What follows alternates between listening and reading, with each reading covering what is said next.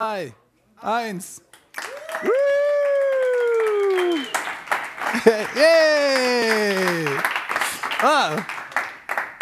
But also to kind of realize that I'm more of a receptacle of all this learning, and that my job is now to kind of pass it forward.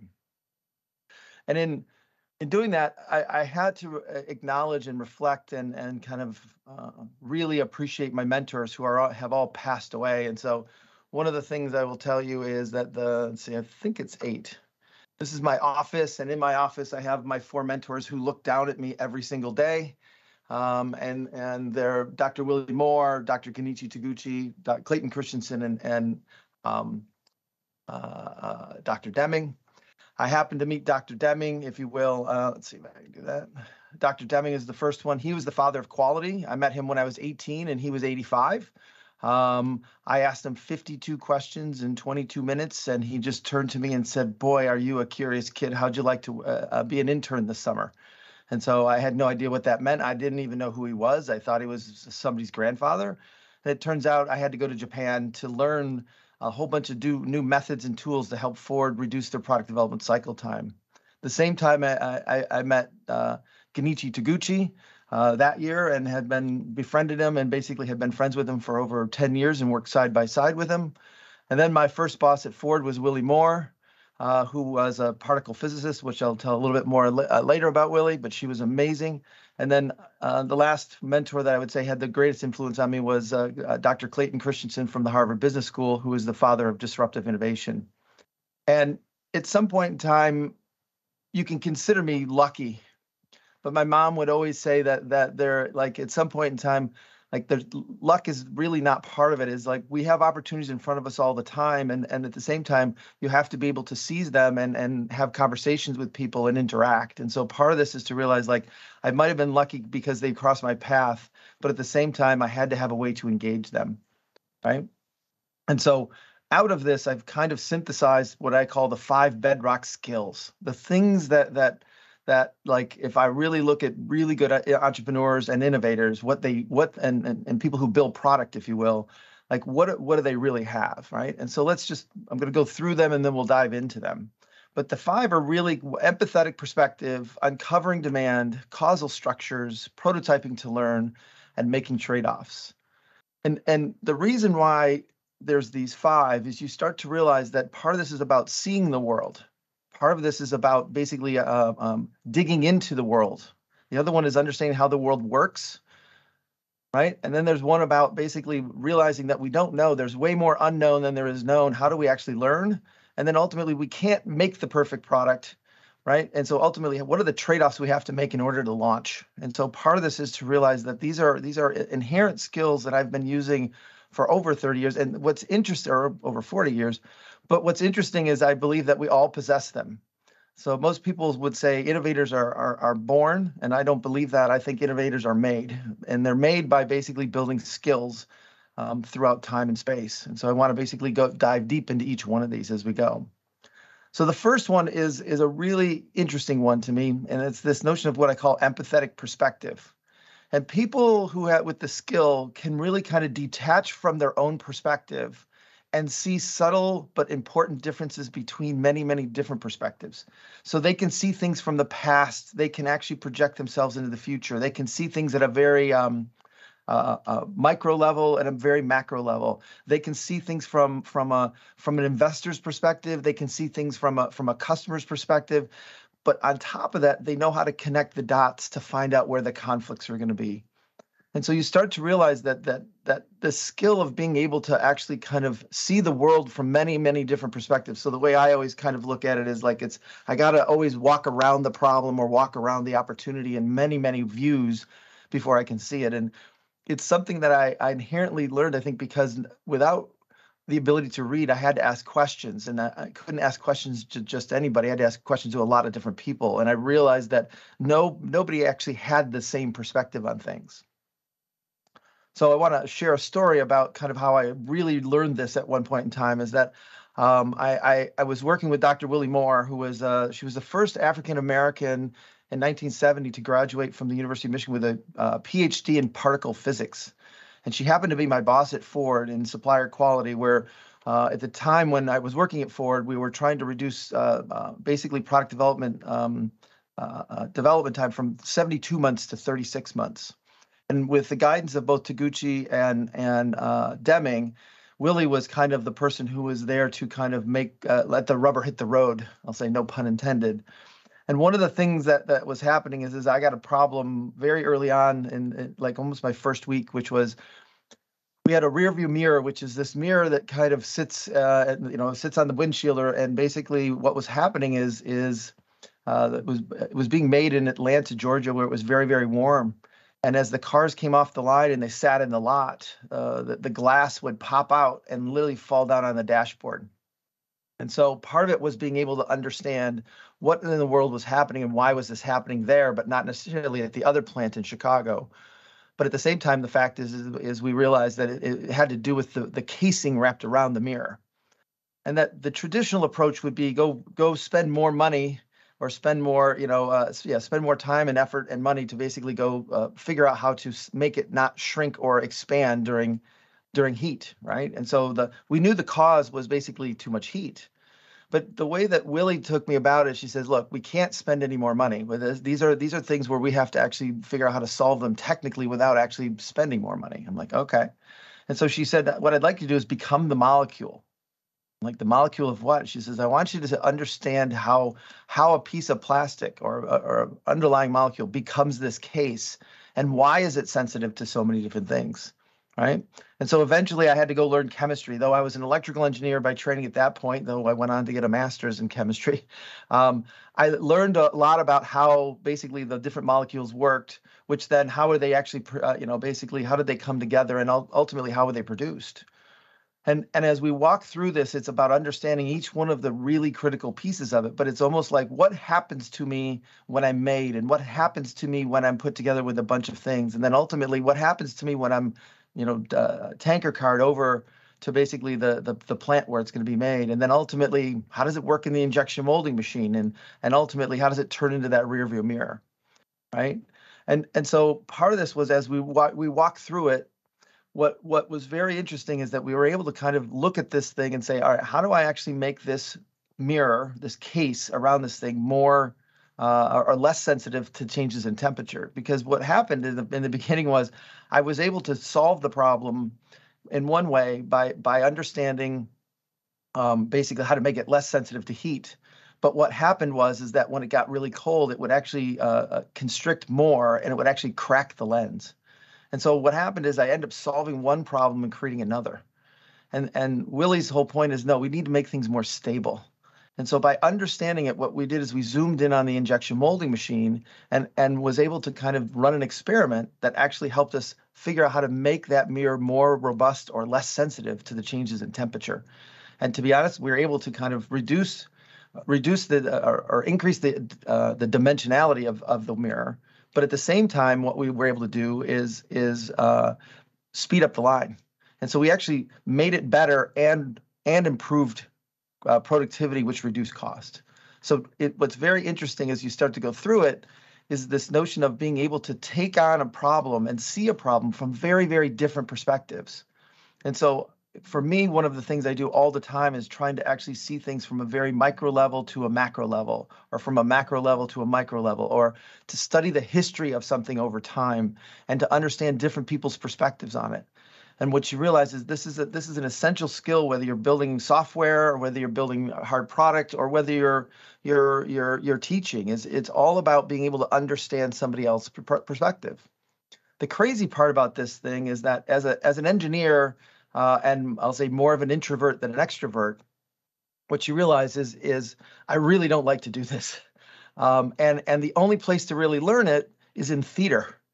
Theater is one of the greatest places where you can actually learn to play a role of somebody else and almost detach yourself. And so a lot of times I will, as I mentor people, one of the things I talk about is what they should take an improv class or go join a theater company, volunteer, if you will. And being able to see things from all these different perspectives and emotionally connect with people is one of those underlying skills that almost all really good innovators and entrepreneurs have.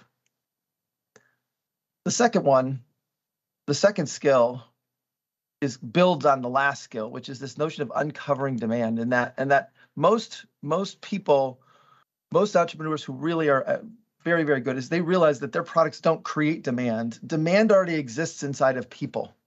And that in a lot of cases, what you start to realize is that we don't, we think that the cause and effect is our product causes demand. But the reality is that demand starts from a struggling moment. And that people, we are creatures of habit, and we'll do the same thing over and over unless we struggle. And that struggle then causes us to literally then start to seek better ways to do things. And so most people then start, really good entrepreneurs know how to uncover demand by studying these struggling moments and understand the progress that people are trying to make in a very specific circumstance, right? And so in Japan, one of the things that was so interesting for me is they kept talking about how do you end up talking about the requirements of the customer that were totally agnostic or totally devoid from the solution. So don't tell me what the product is that customers want. Tell me what customers want, where I can have many solutions. And the way that we do that is we use the jobs to be done framework as a way to look, there's some circumstance people are in. If they're not struggling, they're not looking to go anywhere. And at the same time, the fact is that if they just have a struggling moment, but they don't have an idea of where to go, this is where people complain a lot, but they don't do anything. It's the moment that they struggle and have an idea of where to go is when progress is started. And so part of it is to realize, why in the world are you here? And what do you think is going to happen when you're on the other side? And ultimately, if this is a river that people are trying to cross, how many different ways can you get across there? Well, it turns out there's hundreds of ways. I can dig a tunnel, I can build a bridge, I can get a boat, I can teach them to swim, I can get a dock, I can on and on and on and on. And so what happens is you start to realize, if I can actually describe demand in a way that's independent or devoid of, if you will, the solution, now I can actually start to actually innovate and see things differently. And so it's this whole aspect of being very, very granular and understanding kind of that circumstance and what pushes people and what are the outcomes that pull people, and being able to frame, if you will, the problem space, so that I can put multiple different solutions in it. And this is where we start to realize that most people wouldn't think that a bridge and a tunnel and a boat and learning how to swim all compete with each other, but they do in certain circumstances. And so it's uncovering demand that's really important. The other part about uncovering demand is that there's this I call it the greatest lie that was told to me in engineering school, which was this aspect of the way I describe it is, it's build it and they will come. Right. And to be honest, it's one of those things that early in my career, I would build it and they never showed up. And I realized that in a lot of cases that I was what I call supply side oriented as opposed to demand side oriented. And what I mean by that is that I think of that there's two real sides of how building happens, right? There's a supply side of what we can build and deliver to the market. But then there's this other side called the demand side, is it's the reasons and why people pull things into their lives. And ultimately there's this huge wall or this disconnect between basically the supply side and the demand side, right? And again, I did so much training on the supply side of having a business system, understanding strategy, figuring out how to build specifications to get a product, and then taking that product and figuring out who wants that product, right? And what are the features and benefits, and then ultimately the experiences and attributes. But typically we climb up this wall, which I think of as being 100 feet, 10 feet thick and 100 feet tall. And we look down on the demand side. And what we do is we see markets and segments and personas and prospects, and we have all these different descriptions, but we never talk about why somebody does something, right? So if we look at it, and so I helped if you will, a mattress company basically who built mattresses enter a market almost 5 years ago. And one of the things that you realize is as you go through this is that if I have a mattress and I see the product, you think, well, who buys this? It's, well, colleges and hotels and furniture stores and individuals and things like that. And so they end up segmenting everything out. But ultimately, what is it on this side of the world that causes people to say, today's the day I need a new mattress? And the interesting thing is when you start to realize it is that there's usually some current product that they have, some context or new context that's wrapped around it that causes a struggling moment. And ultimately, that new struggling moment says, I need to get something else, which then creates desired outcomes. But those desired outcomes usually never match the product. And primarily because at some point in time, everybody's desired outcomes are just a little bit different. And so they look at candidates and ultimately have hire and fire criteria and make trade-offs.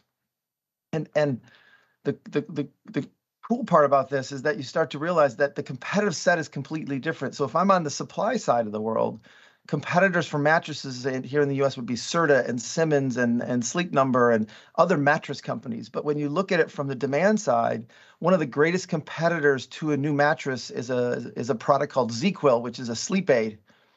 And it's what we realized is we started to advertise things like, how many bottles of ZzzQuil do you need before you realize you need a new mattress? And we got 28% increase in sales. Or the reality is we end up running specials at 2 a.m. to 4 a.m. in local times because we realize the people who can't sleep are actually looking for mattresses. And so you start to realize there's a whole bunch of understanding is that by understanding this side of the world, you then can actually build requirements, right? The other thing is to realize that people buying things are not random. For some reason, we've gotten to use math as a substitute for knowledge. And so we keep building funnels, but if I had call 100 people, or if I do, I'll get 20 to pick up, I'll get, 10 meetings, which will get me to 2 sales. But the reality is, like, everybody buys for a reason. Nothing is really random. Random is a way in which we describe the things we can't understand. And again, there's way more unknown than there is known. And so part of this is, how do we actually dig deep and understand the causation behind what causes people to make progress? And it turns out that there's these forces that we talk about in jobs, that is like there's a push of the situation. So for anybody to switch from product A to product B, let's say from email over to Basecamp, or from one CRM system to another CRM system, or to working on sleep. And part of it is there's got to be a push of the situation, meaning something about the current thing that doesn't work, or that is bothersome enough that they have to do it. Again, irrelevant of what they're going to do, but why in the world do they need to change? And then the other part is then when they see the solution, what are the things that pull them towards it, that make them actually start to realize, like, okay, this would be a great outcome for me. But at the same time, with those two pushes and pulls, which is not really new, again, pains and gains, you can think about it that way. But the other important aspect is what I call stuff below the waterline, which is the frictional coefficients. David Schoenthal wrote a book called The Human Element around this concept. And it's really about the anxiety of the new and the habits of the past you have to give up in order to make that progress. And so part of this is to realize that at some point it's a system, and that if we can understand how people decide to change, we can actually do it. And so really good innovators and entrepreneurs understand this causation aspect of what causes people to make progress, and that they're humble enough to know that their product doesn't cause demand, that the struggling moments cause demand, and for them to move on. The one other aspect of this is to realize, like, that I had to go learn criminal and intelligence interrogation methods, because I realized that most customers lie, and they don't lie on purpose, but they lie to conceal. They lie because they don't know. They lie because at some point they're lying to themselves. And so part of this is realizing, how do we actually unpack that language to get to the causation? And so I talk about these 3 layers of language, and one is called the pablum layer. And I would say that the number of times I've got from marketing the requirements saying, basically I need it easier, faster, more fun, and cheap, and lower price. I'm like, oh, that's all great. Like, and ultimately not knowing how to make the trade-offs. And so part of it is if you take the word easy, it turns out that the word easy in context has almost 22 different dimensions to it. And so what happens is you start to ask people, well, what do you mean by easy? And they go to what I call the fantasy layer, where they talk about, well, easy would be like, I don't have to think about it. Easy would be magic. All these words that you're like, okay, that doesn't really help me.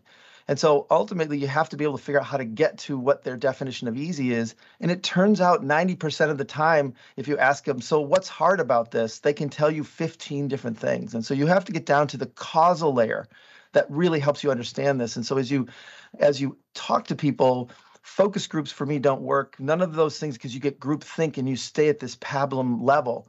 But if we do one-on-one interviews and literally dig deep to say, what caused somebody to say, today's the day I want to buy a new mattress, or what caused you to say, today's the day I needed a new CRM, or I wanted to buy a house. And you start to realize that out of that, I can actually start to get very predictable about what's going on by understanding the job to be done and the pathways of progress through that causal layer. And so segmentation to me really gets down to this causation aspect as opposed to just understanding kind of the words that people use. That's number 2. Number 3 is most people would say entrepreneurs and innovators and product people are creative people. At the same time, they're very curious people, and I believe that they're more curious than creative in some cases, but at some point they need a level of curiosity to know how things work. And that as I kind of unpack this, and I again reflected on all the people I worked with, is that there's a really big understanding of how to think about how things work, and that they actually end up having mental models at this very, very detailed level about how things work. And I was taught some very powerful mental models that, to be honest, allowed me to work in so many different industries. And what you realize is, again, most innovators and entrepreneurs, they have these default views of the world. Some are good, some are bad, but most of them have multiple. There's never just one, and it allows them to see things from different perspectives. So think of it as the causal structures are the different lenses that they can see the world through empathetic perspective, right?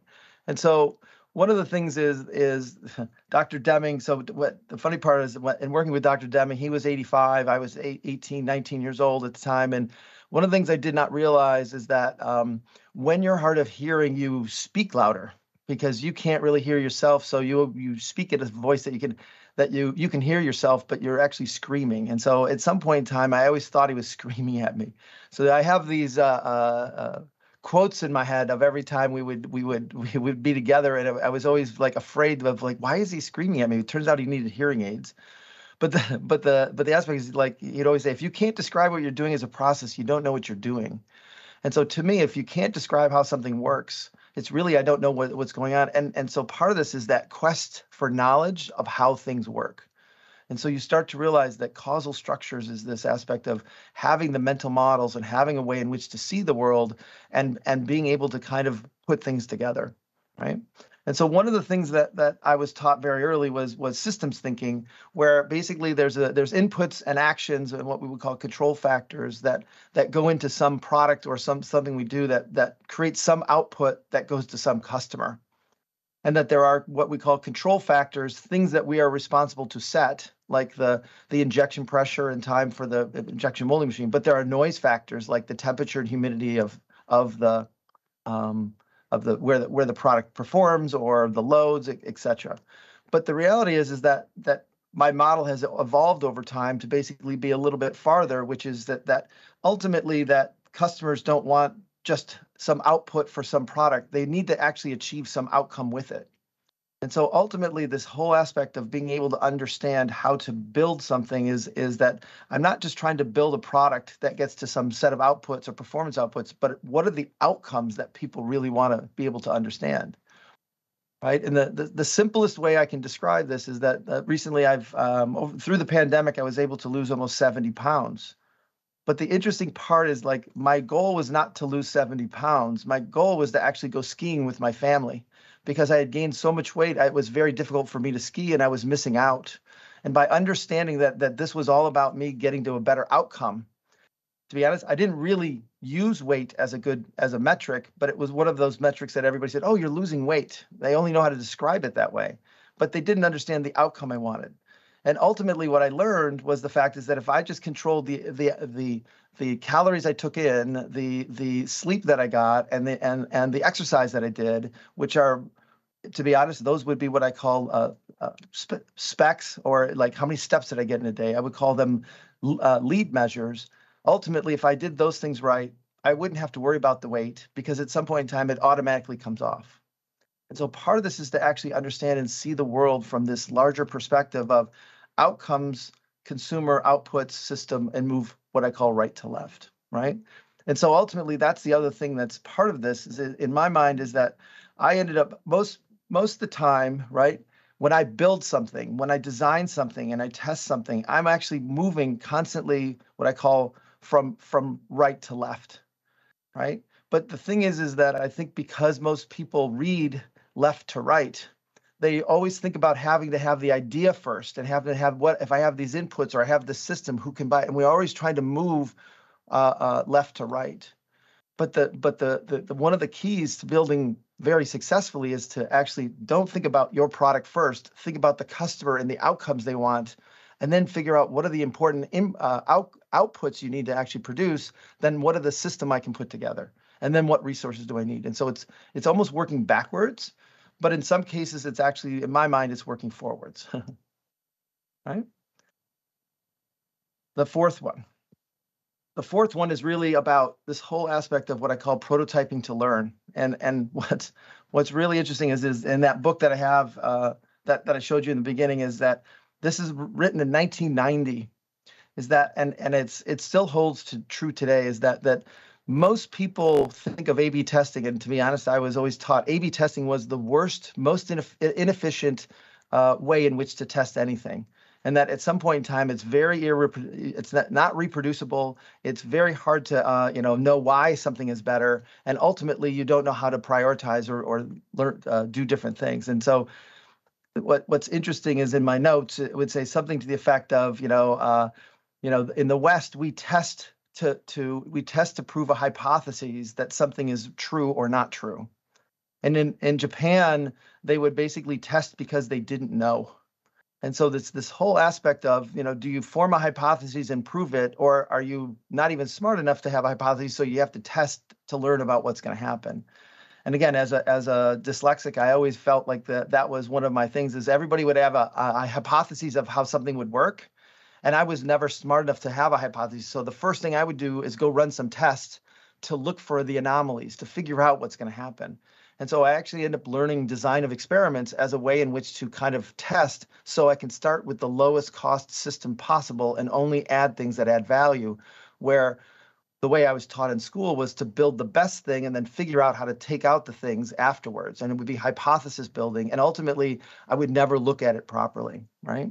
And so this really came true in how we studied when I was at Ford, basically what we call red line development, which is as we go from the concept of what we're building to basically building it out. And if this is the number of changes that you have on the vertical axis, and this is time on the horizontal axis, we'd actually, we'd make changes, but we'd make very little changes in the beginning. And as the system would come together, and to be honest, we would have, everybody's system would work perfectly independently. Oh, I got this to work, I got that to work. But when you started to put together, you started to realize all these interdependencies. And ultimately, the fact is the changes would go up, over as we get closer and closer to launch. And then we'd make this Nike point decision where, like, just do it, just launch it, we'll fix it later. And ultimately, you'd see the changes go up after launch, and then you'd see them go down, and then ultimately they would tear off over time. But if you really start to think about the cost of a change, the cost to make changes up front are way cheaper than making costs on the other end. And so you start to realize that the fact is that at some point when we looked at Toyota or Honda or Mazda and how they actually, they were actually able to beat us, is there's two things, is that they actually did a lot more experimentation up front to know how things were interdependent. And they did it in a way that actually would cause failures before they would happen so you could learn. And so ultimately, their pattern of change looked like this, and that they were doing almost 10 times more prototypes very early in the system part of this thing to know how it would break, so that when it did break, they actually knew what to do. Where here in the red line, we'd always be doing things that where it would be we would be reacting, and Dr. Taguchi would always call it whack-a-mole, right? We'd solve one problem and cause another. So part of this also goes back to the notion of how we think about prototypes and the kinds of prototypes. And that ultimately, I think about there's two different types of prototypes, and that there's actually many different types of prototypes, but there's what I call divergent prototypes, contrast to create the meaning. And then there's convergent prototypes, which actually then help us basically decide which thing to do to make the trade-offs. And so you start to realize that at some point, I feel like that one of the keys is that I would always build sets of prototypes, and those sets had such deep meaning to them because they would help me understand kind of what worked, what didn't work, and being able to get perspective on things. where most people are just testing A, B, and if B is better, they don't really know why B is better. They just move on, and then they do another AB, and then they do another AB, and by the time they're into 10 ABs, they realize like they have a house of cards because they don't really know the interdependence of how anything works. And so to me, really good innovators and entrepreneurs know how to actually cause problems. They know how to actually make things break. They're okay with it, and they're not so dependent on hypothesis proving, proving kind of prototyping, but more prototyping to learn, right? And one of the, I'll say, the rabbit hole here is that in teaching young people these days how to prototype, the first thing I do is just try to have them think about 3 really different things or different ways to do something and use that contrast to create the meaning. But at the same time, the fact is the body of work here is really around design of experiments and what we would call robust design of experiments, or RDOE, and learning how to actually be very efficient at the way we actually build prototypes, but realize that I don't know the outcomes I'm going to get from them. I'm going to use math to help me make sure I cover a space. So instead of building 200 prototypes, I can build, 10. And out of those 10 help me represent the space that actually then I learn from and how to figure that out. And so to me, this is a really, really critical skill that I feel is the number one thing that in software specifically, because we do a lot of A/B testing and we wait for it to break as opposed to trying to break it. Right. The last one is a very interesting one as well, because we always talk about optimization and trying to be the best at everything, or we want it to be, all of these things. But the thing I would learn or tell you that I've learned over the 40 years of building is that there's never a product good enough. There's never a product cheap enough. There's never a product fast enough. And so ultimately, I have to make trade-offs to figure out what are the most important things, right? And one of my colleagues that I've worked with for a long time, his name's Jason Fried. He would always say, you're better off with a kick-ass half than a half-ass whole. And the reason why this is such a powerful statement to me is a lot of times is that what you realize is that we try to build the perfect product because, again, I think we've been trained to build the perfect product, and that we're told that there's a solution and we shouldn't compromise. But when you start to look at both the cost to get there and the time to get there and the resources to get there, the reality is that a lot of times something that's a kick-ass half is way better than a half-ass whole. And so you start to realize, how do we actually figure that out? And so part of this is being able to actually help people understand, how do we actually think about the scope of something, the time of something, the cost of something, and the quality of something. And ultimately, what's very interesting is most of the time we have fixed scope, and then what happens in fixed quality, and then when we can't reach it, we then vary the cost or the time, more money at it, more time at it, etc. And what I've learned over time is that it's actually, and so we'll talk about Ryan Singer in a little bit about Shape Up, is that what we actually do is we actually fix the scope. We fix the time and the scope, and we make it fix the time and the cost, and we then have variable scope that allows the team to actually make better decisions along the way and be able to manage trade-offs, because we usually plan the project when we're the stupidest, and then we're held accountable to our stupidity by management to an innovation to basically go hit that milestone, when the fact is halfway through the project, we discover 20 new things we have to do that we didn't know before, and we either ignore it or we try to fit it in and we don't get it all done. And so part of it is empowering the team to actually think a little bit differently, and thinking about kind of being able to manage by understanding the trade-offs we have to make, right?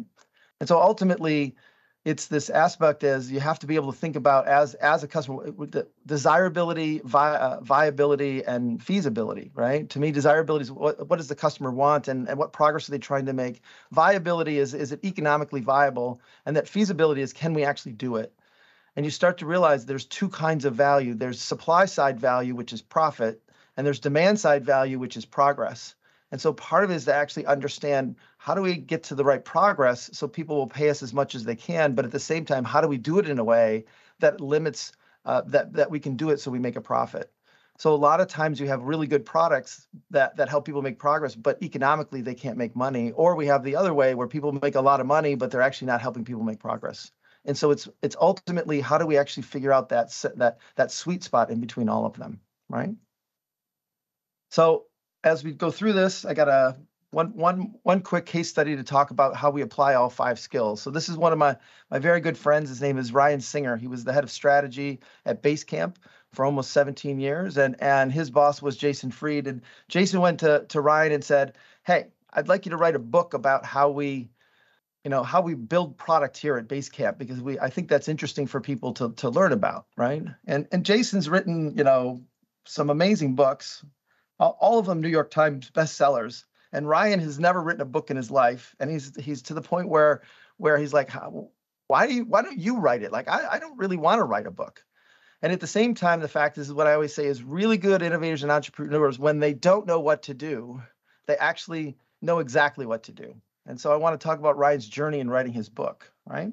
And so he sat down to try to write this thing, and he's like, at some point in time, he just got all kind of, locked up. And it's like, what am I supposed to learn? What are they supposed, what do the people want to learn? What should I teach? And he started at it from the supply side, and he goes, okay, I gotta think about this from the demand side.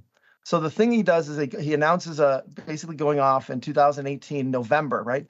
He literally says, this is November, and by December 3rd, you have to have an application. He's going to run a workshop for one day called Shape and Ship, about teaching people how Basecamp builds product. And he tweets this out. And when he tweets it out, he actually builds a form that allows people he builds a website for people to kind of sign up for it, gives a little understanding of what it's about, gives his thoughts around it. Is no real material, but literally gives a very short period of time, and then has a very long application, right? And out of this, within a week, he has over 200 applicants. And out of it, right, after he built kind of that survey out, and the application took a long time. It was a very long form application. Out of the 200 people, he picked 20 people. And then what he did is said, all right, got it. We're going to have this thing in December. And he sat down to write material. And to be honest, he wrote an outline. He built, what I only have 8 hours. What can I actually put in 8 hours? He had some thoughts of it, but it was more not like this was the answer, but let me give them at least a bunch of things that we do that would be interesting to them, right? Out of that, he goes and runs the class, right? And what's interesting is the class, I was there, and one of the things that Ryan was saying is like, I'm not sure, I think I only have a half day's worth of material. It turns out that he had probably 4 days worth of material that he tried to pack into one day, because there were so many questions and comments. But ultimately, this was a prototype, not to figure out what to do or what was the content, but more about why did people come. So what he did is right after the new year, he sat down and interviewed people about why in the world would you spend $1,000 to come to a class around how we build. And it turns out that there were 4 different jobs, right? Help me shift responsibility. One of the reasons was look, I end up having to do all this work, and I end up they always come back to me to answer the questions. I need to actually figure out how to push responsibility down to the team and enable them to actually be better. Another one is help me make progress in building product faster. Another one was, help me bring my team along. And the last one is help me put the ideas in a form that other people can act on. And so as he looked at that, he said, okay, if this is what demand is, and this is why people are coming, okay, and I have to do that, what are the things that I can do to help them get to these outcomes? And so out of that, basically, he came to the office, and we sat down and we wrote this very large, not expecting you to read any of that, but the reality is, as you look through it, it ends up building systems to say, if I teach them this and then I teach them that, I can help people get to their outcomes. So ultimately, he built a set of systems of shaping, betting, and then basically building that helped him actually kind of then figure out what were the common things he had to actually put in there, and thinking about each chapter as a system about the inputs, the actions, and the outputs and examples. And so that gave him then the chance to kind of now go off and write chapter by chapter. And he would start with pictures, right? And then ultimately he would add words to the picture of kind of what they were trying to do, and was able to write the book basically in about 3 months. At the same time, what he did is he went off and found a couple people who wanted to implement it. So what he did is as he wrote the book, he basically he built a version of it where people could come and see it, but not as a PDF, but as a page by page. So he could actually see who was spending more time on one page versus another, and being able to see what was going on. right? And he literally recruited people like Chris Speck and Ilya Starin and Andy Weisbecker to say, hey guys, would you be willing to try this in your organizations? Where Chris is at a company called Autobooks, and Ilya at the time was at a Lifetime Fitness, and Andy was at Target. It was all different kinds of organizations to basically see how it works. So again, prototyping to learn to say what language is resonating, what language isn't resonating, what's going on. And then eventually he basically ran another workshop. And in running this other workshop, now he had the materials. He did the same thing and basically recruited specific people who were in those struggling moments and wanted the progress that he had designed the book for. So it wasn't just accepting anybody. It was actually trying to make sure that we could understand who would really make progress with this book and whether it worked or not, right? And so ultimately, how did Ryan do in building a book? Well, again, this is a first-time author, never wrote a book before, right? This is just the web traffic that he had when he first launched the web part, which was I want to say it's in like July is when he finally got like kind of it in a complete form that they made it public, right? He ended up having almost 345,000 unique visitors in 90 days. He had 10,000 downloads when the PDF became available, right? He's sold over 100,000 copies since he's launched it. And part of it was this whole aspect when Ryan Singer didn't know what to do, he knew exactly what to do because of his 5 skills and how good he is at those 5 skills, right? So in conclusion, these 5 skills really kind of relate to the supply side, demand side thing. And I always think of demand side is really about who, when, where, and why. And ultimately to understand the demand side, I need to be able to understand, if you will, kind of how to build things, right? And the product is what, how, and how much. And so if I can actually understand design requirements from the customer side and system requirements from the product side, I can ultimately then map into the 5 skills. And that what you start to realize that empathetic perspective is needed for all of this. And if I'm building, I got to use it on the supply side, I got to use it on the demand side. At the same time, uncovering demand is at the center of being able to get to design requirements or customer requirements, and being able to understand the progress they're trying to make. And ultimately, causal structures help us understand the systems that we have to build or the technology to pick. And then ultimately using prototyping to learn and making trade-offs as the key to get that wall to just disappear. So we actually have better fit between the product and the other side. So the other part is that these are not independent things. And so again, I had 10 things at once. I had it down to 3. I had sometimes 12. I went back and forth. But ultimately, these I feel are like the 5 real bedrock things. And when you start to look at all of these, and I say, if I work on empathetic perspective, does it help me with uncovering demand? If I work on uncovering demand, does it help me with empathetic perspective? And so this is where I talk about the notion of that, and I learned very early that there's a natural priority to the work. And that if you do this thing called an interrelationship diagram, you can start to realize, like at some point, as things interrelate to each other, we start to realize that there are some things that are more important than others, or that we should be doing in a different sequence. So if I just simply think about the ins and outs of each one of these things, and if it has more outs than ins, it's ultimately it's a root cause. And if it has more ins than outs, it's actually what I would say an effect. And so if you look at this, you start to realize empathetic perspective has a lot of outs, and it's probably the number one thing, 4 outs and 1 in, where making trade-offs is one of those things that if I understand these 4 things, making trade-offs is easier to do.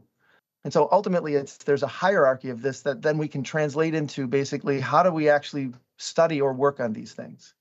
And so the thing I want to be able to really emphasize is that we all have these skills. They're part of what you do every day, right?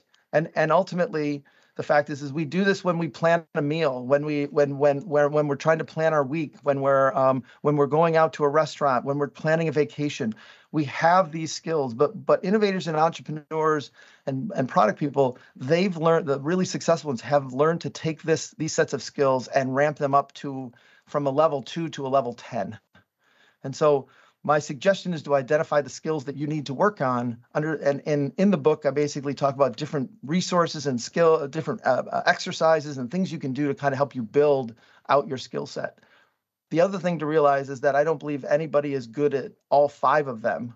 And that this is the other part, is when you start to build a team, is that what I've found is very successful teams might have 2 or 3 people who have very, very good expertise, and 2 or 3 of them, but the team as a whole has the core of all 5, right? And so this book was really written as what I call the supply side, learning how to build.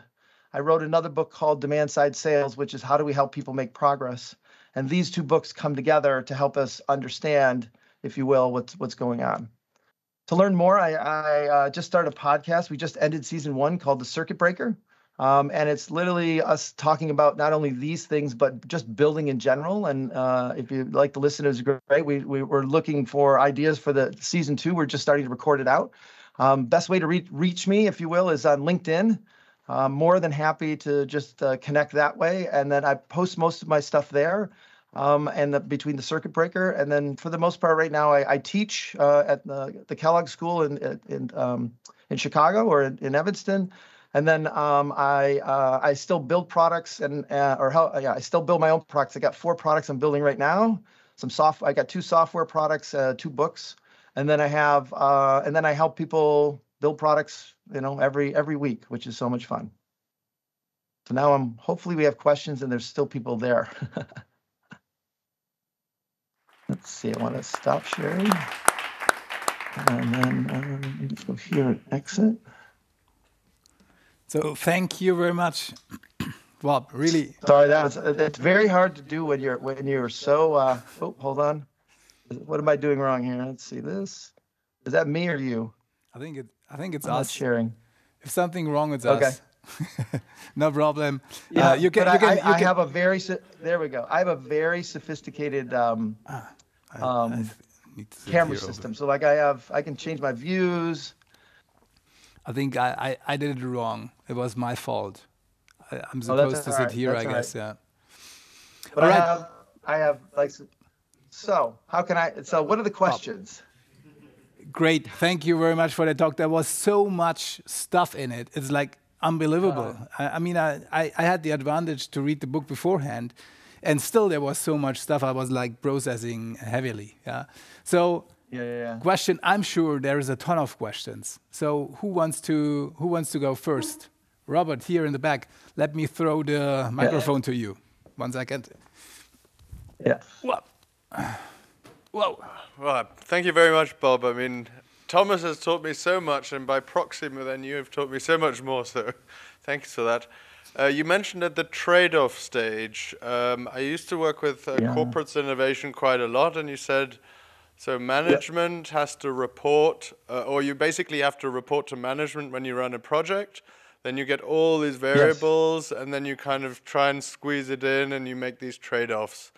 From your experience out of the past, working in organizations, how do you best manage your managers to give you a bit of flexibility so the reporting is not too stringent, so you can don't have to make too many trade-offs? Well, I don't. So the thing is that you have to realize, innovation to me is very different than manufacturing, and we've tried to use manufacturing analogies to run innovation.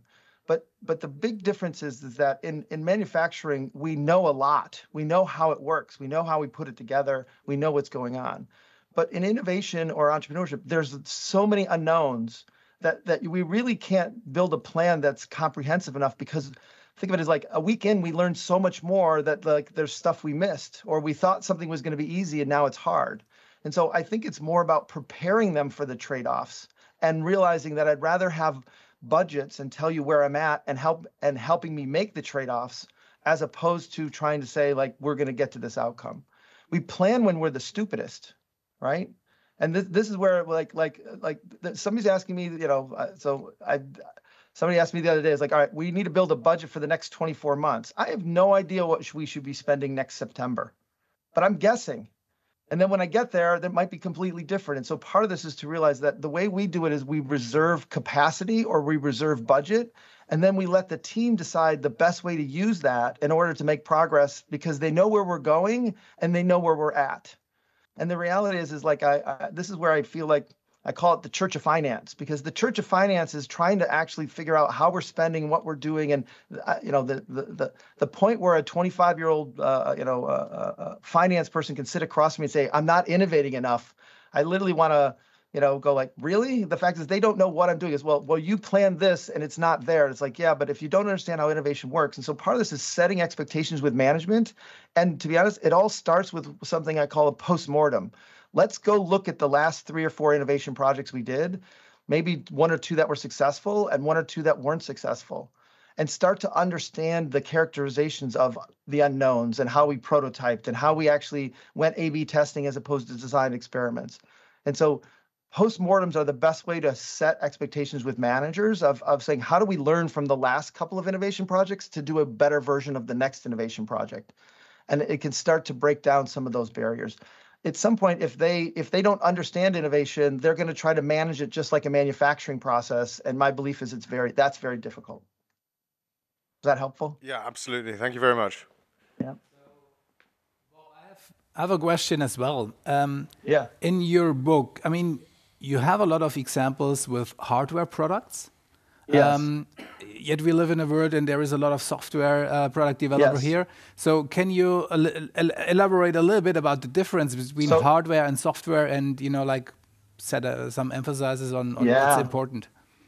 Yeah. So one of the things is that so I had software examples, but nobody would actually let me release the software examples into the book. So I had to go back in time to one, demonstrate it. But Ryan Singer and I are kind of working on ways in which to articulate software examples around it. But think of, as you think of Basecamp, for those of you who know what Basecamp is, basically project collaboration. It's been around for almost 15 years, 16 years. And it's wildly successful. But the thing is what you realize is that it's not for everybody. And to be honest, it's one of those things that what it's trying to be is actually at the low end of the market of it's better than email and a shared folder. And so it's one of those things where it's starting to organize in a certain way, but it doesn't have resource allocation. It doesn't have Gantt charts. It doesn't have all these other things. And so part of this is that if you start to dig in with these lenses into other products, you start to realize Intercom is another one who is very good at this. But at the same time, the fact is these principles are true, and the fact is they work very well. And then part of it is to basically understand these different areas. So like one quick example is at Basecamp, people kept asking for a calendar. And Basecamp really didn't have a calendar. It had a place to schedule, but it didn't actually have a full calendar because they figured like most people use Google or Outlook or whatever, and building another calendar doesn't make any sense. And so when we dove into kind of why they want a calendar, it turns out that in Basecamp, we would talk about all the things that you had identified and when you're going to do them, but it never actually talked about where you had capacity. So what they would do is they go to Basecamp and they had to do something and they couldn't figure out when to schedule it. And so they kept asking for a calendar for that reason. But what we ended up doing is learning about it in such a way that instead of building a full calendar, what we ended up building was basically an inverse of what your schedule was so you could see the spaces. And the moment that we built that, which only took about 2.5 weeks, right? The moment they built that, people said, "Oh my God, thank you for the calendar," but they never built a calendar, right? And so this is where there's many examples around that have that, but it's like uncovering the demand of what people really meant. It's about seeing it from other perspectives and why. It's about prototyping to learn to say, is it really a calendar or is it just this or this or this? And they literally took, almost like what they do, at Apple, where it's like, let me show you where you have dots. Let me show you where you don't have dots. And your overall macro calendar so you can actually figure out how to schedule things. And so it was a very interesting example where a calendar would have taken almost 18 months to go build a pretty good calendar. And the reality is they were able to actually solve the problem in 2 weeks. Nice. All right, so let's do one more question. Who wants to ask a question? No. Oh yeah, we have a question. Okay. Hi, Bob. Thank you for your talk. Hey. One main question. At the end, you said, or like you had on one of your slides, incorporate this kind of approaches in your daily life. What kind of approach and how do you train on a daily basis these skills? Yeah. So to be honest, I'm very bad at small talk. Like I don't really know how to pass the time because it's one of those things where I'm very introverted, and so the way that I practice is I literally, as quickly as I can, I get to something that trying to find something somebody struggles with, and I'm constantly asking them what they're struggling with, what they're doing about it, how they're doing it. So I'm literally practicing in my small talk of just figuring out how people are. I go deep in terms of trying to uncover the demand of what progress they're trying to make. So, for example, I'm doing a book right now on what causes. So there's a huge employment problem here, at least in the U.S. I think it's around the world, but I'm not too sure. But I've been studying why people leave one company to go to another company. I've been doing that for 5 years. It all started as small talk, and now I have over 400 interviews. I've built some processes around it to help people understand how to define progress, and I'm building a coaching platform to help people figure out what's their next product. And so all of these things I try to apply to cutting my grass, to I have a sailboat, so when I sail, like all these different things I'm constantly trying to weave it into my daily life and practice and practice and practice. It's very I'll say Eastern kind of philosophy of like being in the moment and being able to practice the skill. Cool, thank you. All right, thank you, Bob. Thank you very much for that talk. It was really amazing. I put the bar very high, but you jumped easily over it. Yeah, so I don't know about that. So I don't know. I think I jumped. I ran through it because I had so much material. But so it's more than jumping over it. It's more probably just at some point there's so much for me to share, and I want to be able to share more and more. So I truly appreciate you having me. I really wish I could be there in person, but at the same time I've literally traveled, like I've had 8 flights this week, and so it's just been a crazy week. So I appreciate not having to go, but I would really wish next time I'll come there and see you in Munich. Yeah, hopefully we can do that in the future. Thank you very much. That was really good. Give him a big hand of applause. Thank you, everybody. And I mean, literally, if something triggered you in this talk and you think like that's really interesting, I only can recommend. Most of the stuff is really described in more depth in the book. Get the book, read it. It's really helpful. I love the stuff he does. Jobs to be Done is one of the most helpful things, I think, in product management. It really aligns or gives you a direction where you need to go. Thank you, Bob, for all that stuff. Yeah. Okay. Wonderful. We see in 15 minutes again here, Siggy will talk about how he created a AI portfolio at Siemens. Yeah? See you later.